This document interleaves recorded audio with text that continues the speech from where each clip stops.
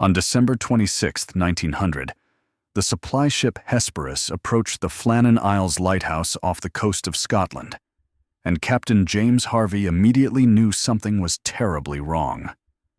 The lighthouse, which should have been beaming its warning across the North Atlantic, stood dark and silent against the winter sky. For 3 weeks, passing ships had reported the light extinguished, but harsh weather had prevented any investigation until now. Harvey sounded the ship's horn repeatedly. No response came from the isolated rock. When the relief keeper, Joseph Moore, finally reached the landing platform, he found the entrance gate closed and the main door locked from the inside. Using his spare key, Moore stepped into a silence so complete it seemed to press against his eardrums. The lighthouse keeper's quarters were in perfect order, almost unnaturally so. In the kitchen, 3 chairs sat around a small table. 2 were positioned normally, but the third lay toppled on its side. On the table sat 3 plates of cold mutton stew, untouched, covered in a thin layer of dust. 3 teacups, still half full, sat beside them. It was as if the men had simply stood up mid-meal and walked away, never to return. But walked away to where? The Flannan Isles were bare rocks, barely a quarter-mile across at their widest point, with sheer cliffs dropping hundreds of feet into the churning Atlantic. There was nowhere to go. Moore's hands trembled as he climbed the spiral staircase to check the light mechanism. Everything was in working order, meticulously maintained. The oil reservoirs were full, the wicks trimmed, the lenses polished to a mirror shine. These men had been professionals, veterans of lighthouse keeping with decades of combined experience. They wouldn't have neglected their duties.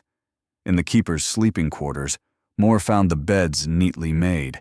Personal belongings remained in their places: photographs, tobacco tins, letters from home. In the small storage room, the men's weatherproof gear hung on hooks. 2 sets of oilskins and boots were present. The third set was missing. Moore's stomach tightened. 1 man outside without protection would be unusual but possible. But why would 1 man leave while his companions sat eating dinner? The logbook offered no comfort. Thomas Marshall, the principal keeper, had maintained meticulous records up until December 15th. The entries became increasingly strange over those final days. December 12th. Winds like I've never experienced. James Duckett won't come away from the window. Says he hears something in the storm. I hear it too, though I won't admit it to the others. December 13th. Storm still raging. William MacArthur started praying at dawn and hasn't stopped. The sound in the wind is louder now. It sounds almost like singing, but wrong somehow, all wrong. December 14th. The storm is impossible. The waves are reaching heights that shouldn't be possible. But when I look at the barometer and the sky, everything says it should be calm. James saw something in the water today. He won't tell me what. His hands haven't stopped shaking.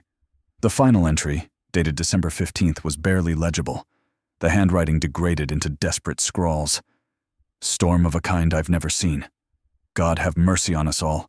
It's not wind. It's not water. It's... The entry ended mid-sentence with a long scratch mark across the page, as if the pen had been dragged away violently. Here's what made Moore's blood run cold. The weather logs from every station along the Scottish coast showed December 12th through 15th had been unusually calm.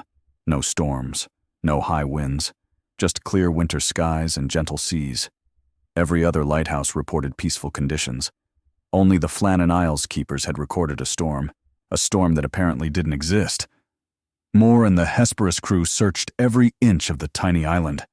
At the western landing platform, they found something that deepened the mystery. The iron railings were bent and twisted, torn from their concrete moorings as if struck by tremendous force. A storage box weighing over 100 pounds, normally secured near the cliff edge, had been thrown more than 50 feet inland. The keeper's backup oilskins, which should have been in the storage box, were found shredded and scattered across the rocks. But the damage was localized and impossible. The western landing platform sat over 200 feet above sea level. Even in the worst recorded storms, waves had never reached that height. Yet something had struck with enough force to destroy reinforced iron and scatter heavy equipment like children's toys. On the cliff edge near the western platform, More discovered parallel scrape marks in the stone, deep gouges as if something massive had dragged itself up from the sea, or as if something had been dragged down into it. The official inquiry, conducted by Robert Muirhead of the Northern Lighthouse Board, concluded that the keepers had been swept away by a rogue wave of exceptional size on December 15th. The theory suggested that Duckett and Marshall had gone to secure equipment at the western landing when a massive wave struck. MacArthur, seeing his companions in danger from a window, rushed out to help without grabbing his oilskins and was swept away with them. It was neat. It was rational.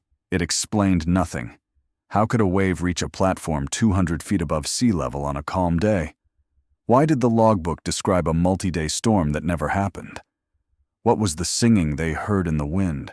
What did James Duckett see in the water that traumatized an experienced seaman so badly he couldn't speak of it? And most disturbingly, why was the kitchen door locked from the inside if the men had gone outside? Over the following decades, dozens of theories emerged. Some said the keepers had murdered each other. Others claimed they'd been kidnapped by foreign spies. A few suggested they'd staged their own disappearances to start new lives. But none of these theories could explain the evidence. The bent railings, the impossible storm, the locked door, the untouched meal.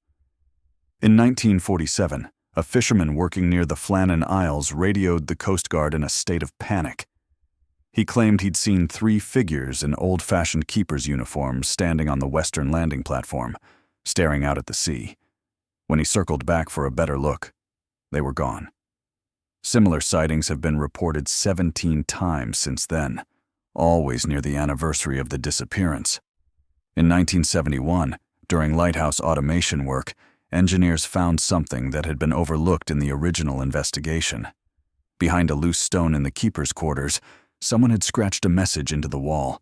It took 3 days to decipher the desperate, overlapping words. It came from below. It sang our names. We had to answer. The Flannan Isles Lighthouse was fully automated in 1971 and has required no human presence since. But maintenance crews refuse to stay overnight on the island. They report hearing something in the wind when the seas are calm, something that sounds almost like singing, calling out names that belong to men who died long ago. The investigation was officially closed in 1902. The case was marked as solved. But on winter nights when the Atlantic is calm and the moon hangs low over the Flannan Isles, fishermen still report seeing lights moving inside the abandoned lighthouse. Lights that shouldn't exist, tended by keepers who answered a call from the deep and never returned. Some mysteries aren't meant to be solved. Some disappearances are doorways that swing only one way, and some storms rage in places our instruments can never measure, calling out in voices that only the chosen can hear. The Flannan Isles Lighthouse still stands, its automated beams sweeping across the dark water,